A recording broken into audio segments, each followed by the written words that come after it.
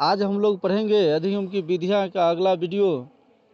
इसमें आगमन विधि, निगमन विधि, चर्चा विधि, वाद विवाद एवं वार्तालाप विधि, इन विधियों के बारे में जो पढ़ेंगे। ये हमारा जो है CDP का 9वां वीडियो है। इससे पहले 8 वीडियो हम दे चुके हैं। जो लोग अभी तक पीछे नहीं देखे हैं वो कृपया सब्सक्राइब कर लें और हमारे चैनल पर जाके सारे वीडियो देख सकते हैं और अपने दोस्तों को फॉरवर्ड करें। देखिए, आज हम लोग पढ़ेंगे आगमन, निगमन, चर्चा, वाद विवाद और वार्तालाप विधि। देखिए, हम शॉर्ट्स जो है वीडियो बना रहे हैं, छोटा छोटा, क्योंकि आप कहीं भी देख सकते हैं आसानी से। तो चलिए हम लोग देखते हैं आगमन विधि और निगमन विधि। देखिए, आगमन विधि और निगमन विधि हम एक साथ दे दिए हैं। इससे क्या होगा आपको कि दोनों में अंतर समझ में आएगा। क्या होता है कि जब आप किसी चीज़ को देखेंगे आगमन विधि फिर निगमन विधि, तो बहुत दूर रहेगा, तो आप जो है इसको समझने में थोड़ी परेशानी होगी। लेकिन यहाँ क्या है, एक साथ है तो आप दोनों में अंतर समझ पाएंगे और एक साथ ही दिए हैं, सब कुछ समझ में आएगा, क्योंकि ठीक एक दूसरे के उल्टा होता है ये। जैसे आगमन विधि में हम एक साथ बता देते हैं, आप लोग नोट्स कर लीजिएगा, अलग अलग भी पढ़ सकते हैं। एक साथ लिख लेंगे तो आप लोग भी एक साथ जो है याद करने में सुविधा होती है। तो इसीलिए हम बनाए। आगमन विधि इंडक्टिव होता है, निगमन विधि डिडक्टिव होता है। देखिए, इसकी विशेषता, दोनों की विशेषताएं दिए हुए। देखिए, इसमें क्या है, आगमन विधि में पहला है यह उदाहरण से नियम की ओर होता है। आगमन विधि में क्या होता है, पहले जो है क्लास में बच्चों को उदाहरण दिया जाता है, उदाहरण समझाया जाता है, फिर नियम बताया जाता है कि इसका ये नियम होता है। और निगमन विधि में क्या होता है, पहले नियम ही बता दिया जाता है, जो किताब में लिखा रहता है नियम दे दिया, फिर लास्ट में उदाहरण दे दिया, ये होता है। आगमन विधि क्या होता है, विशिष्ट से सामान्य की ओर होता है। पहले विशिष्ट चीज़ बताया जाता है आगमन विधि में और तब सामान्य की ओर जाया जाता है। निगमन विधि में क्या है, पहले समान चीज़ बताया जाता है, फिर विशिष्ट चीज़ बताया जाता है। आगमन विधि छात्र केंद्रित होता है और निगमन विधि जो है शिक्षक केंद्रित विधि होता है। आगमन विधि जो है यह आधुनिक शिक्षण विधि है और निगमन विधि परंपरागत विधि होता है। यह विधि, आगमन विधि जो है के लिए प्रशिक्षित अध्यापकों की आवश्यकता होती है, जबकि निगमन विधि में जो है अवसर अध्यापकों द्वारा पढ़ाया जाता है। ध्यान रखिएगा कि आगमन विधि में जो है, इसमें जो है टीचरों की जो आवश्यकता होती है, प्रशिक्षित आवश्यकता होती है, क्योंकि जो है पहले उदाहरण देगा, फिर नियम देगा, नया तरीका से पढ़ाएगा। और निगमन विधि में क्या है, पहले जो है नियम देगा, जो किताब में लिखा रहता है, फिर उसके बाद उदाहरण दिया रहता है, वो दे देगा। तो इस चीज़ सबको ध्यान रखिएगा। आगमन विधि जो है मूर्त से अमूर्त की ओर होता है और अधिगम का जो है ये निगमन विधि जो है ये अमूर्त से मूर्त की ओर होता है। आप लोग देख रहे होंगे कि जो है जैसे ही दोनों जो है ठीक उल्टा होता है। इसलिए हमने जो है आमने सामने लिख करके जो है बताने का सोचा है, कि जिससे कि जो है आप लोगों को जल्दी समझ में आए, याद करने में भी आसानी होती है। इन दोनों विधि से बहुत ज़्यादा क्वेश्चन आता है। देखिए, आगमन विधि में है यह ज्ञात से अज्ञात की ओर जाता है और निगमन विधि में जो अज्ञात से ज्ञात की ओर होता है।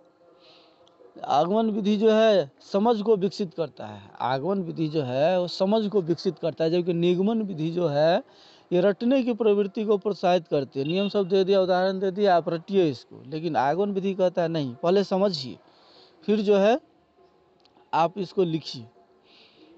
तो यही दोनों विधि है, आमने सामने लिख दिया, बहुत इंपॉर्टेंट है। पूछ देता है क्वेश्चन कि आगमन विधि में क्या होता है, और इसी में से एक सही दे देगा, बाकी निगमन का दे देगा यह मूर्त से अमूर्त की ओर होता है, यह मूर्त से मूर्त की ओर होता है, यह ज्ञात से ज्ञात की ओर होता है, यह रटने की प्रवृत्ति है। तो ये सब दे देता है। तो इसका जो है, जो भी इसका जो है विशेषताएं हैं, जो भी चीज़ लिखे हैं, बहुत सावधानीपूर्वक लिख करके उसको याद रखिएगा, क्योंकि एग्जाम में अंतर जरूर पूछ देता है। तो अब आगे हम लोग देखेंगे अगला, चर्चा विधि, वाद विवाद और वार्तालाप। इसको एक ही जगह लिख दिए हैं, क्योंकि जो है ये लगभग समान है इसी विशेषताएं, इसलिए एक ही जगह लिख दिए हैं। अब पहले बता दें कि चर्चा विधि, वाद विवाद विधि, वार्तालाप क्या होता है। देखिए, चर्चा जो है बच्चे जो है समूह में भी करते हैं और खुद भी चर्चा करते रहते हैं। तो ये चर्चा विधि हो गया।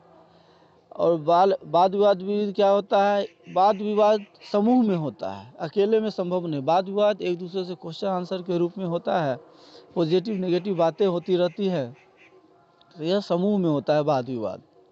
वार्तालाप विधि है, बच्चों के समान जानकारी के लिए होता है। बच्चे को बैठा कर के पूछ सकते हैं उसका नाम क्या है, गांव क्या है, कहाँ रहता है, क्या करता था पहले। तो ये जो है बच्चों की समान जानकारी के लिए जो है वार्तालाप विधि हो जाता है। तो आप लोग समझ गए, चर्चा जो है समूह में या खुद किया जाता है, वाद विवाद जो है समूह में होता है, पॉजिटिव नेगेटिव बातें सब होती रहती है वाद विवाद में।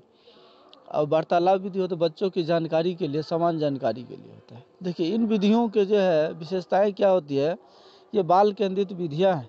ये विधियां प्रतिभाशाली एवं सृजनात्मक बालकों के लिए उपयोगी है। इसमें बच्चे जो है सक्रिय रहते हैं, बाल केंद्रित होता है तो जरूर है कि वो सक्रिय होंगे। ये विधियां प्रतिभाशाली सृजनात्मक बालकों के लिए उपयोगी है। जो प्रतिभाशाली बालक है उसके लिए ये बहुत फायदेमंद है। जो नया नया चीज़ करना चाहते हैं, नया विचार रखते हैं, उनके लिए बहुत ही अच्छा है। क्योंकि समूह में बात होगी, वाद विवाद होगा या वार्तालाप होगा या चर्चा होंगे समूह में, तो जो है एक दूसरे की जहाँ भी विषय में जो भी कमियां हैं उस पर चर्चाएं होंगी तो जल्दी सॉल्व हो जाएगा चर्चा करके। यह विधि छात्र में विश्लेषणात्मक तथा आलोचनात्मक चिंतन को विकसित करता है।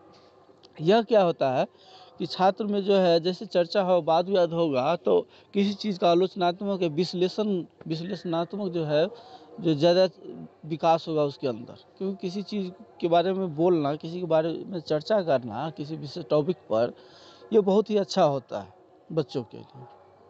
यह विधि छात्र के पूर्व ज्ञान को जानने में सहायक होता है। और इससे ये भी पता चलता है कि उनके पास कितना नॉलेज है, कितना ज्ञान है पहले से। यह विधि छात्र के विचारों को मान्यता प्रदान देती है। यह विधि जो क्या है, उसमें छात्र ही भाग लेते हैं, छात्र ही बोलेंगे तो क्या होता है, उनके अपने विचार जो है व्यक्त करने का जो है अवसर मिलता है। इसीलिए जो है ये छात्र के लिए अच्छा होता है। आगे देखते हैं, इन सभी विधियों के जो है कमियां भी हैं, ये देखते हैं।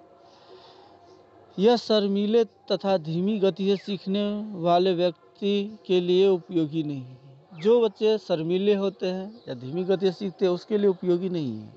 जो शर्मीले होंगे वो बोलने में हिचकिचाएंगे, वो समूह में जो है बातचीत करने में जो है उन्हें परेशानी होगी। और जो धीमी गति से सीखते हैं उनको समझ में नहीं आएगा जल्दी जो है क्या बात हो रहा है, क्या चर्चाएं हो रही है समूह में, तो उनके लिए यह उपयोगी नहीं है।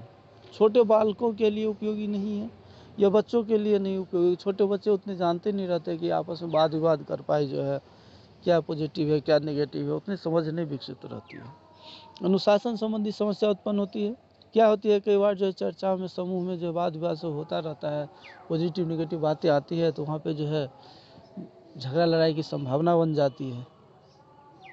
तो इसीलिए इसमें अनुशासन संबंधी समस्याएं भी उत्पन्न होती है।